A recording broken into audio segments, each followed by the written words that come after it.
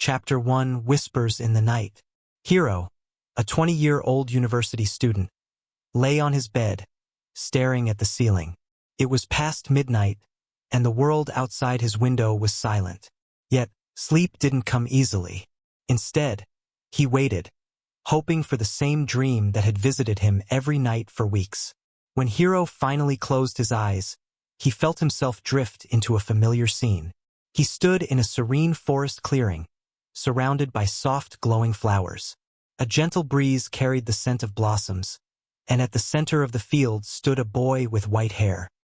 His smile was warm, and his voice, though soft, seemed to fill the entire dream. "Welcome back, Hiro," the boy said. Hiro had no idea who this boy was or why he appeared in his dreams. All he knew was that these dreams brought him peace. Each time, the boy would speak about things Hiro didn't fully understand, about balance, protection, and a forest untouched by time. Tonight, however, was different. The boy stepped closer. His golden eyes seemed to shimmer like sunlight on water. "You'll find me soon," he said, his voice echoing softly. "Find you?" Hiro asked, confused. But before he could get an answer, the dream faded, and he woke up. Hiro sat up in bed, his heart racing. The boy's words lingered in his mind. What did he mean by, "find me"? Was this dream just his imagination, or was it something more? The next morning, Hiro shared his thoughts with his best friends, Kenzo and Kwan, over breakfast at a small cafe. "You've been dreaming about the same boy for weeks?" Kenzo asked, raising an eyebrow. "Yeah," Hiro replied, stirring his coffee. "And last night he told me to find him. Felt real." Kwan leaned forward, a playful grin on his face.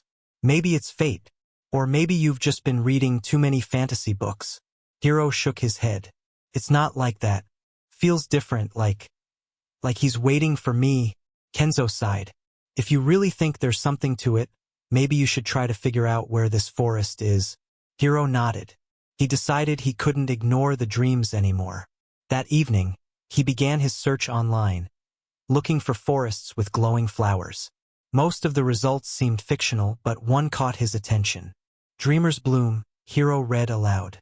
It was an article about a remote forest known for its rare glowing flowers, said to bloom only under the full moon.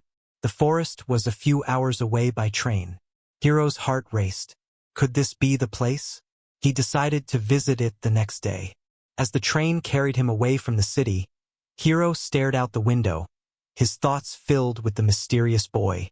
Was this journey foolish? Or was he truly being guided by something beyond understanding? When Hiro arrived at the forest, the sun was setting, painting the sky in shades of orange and pink. He followed a narrow path that led deeper into the woods. The air smelled fresh, and the sound of rustling leaves surrounded him. Finally, he reached a clearing. His breath caught in his throat. It was the same field from his dreams.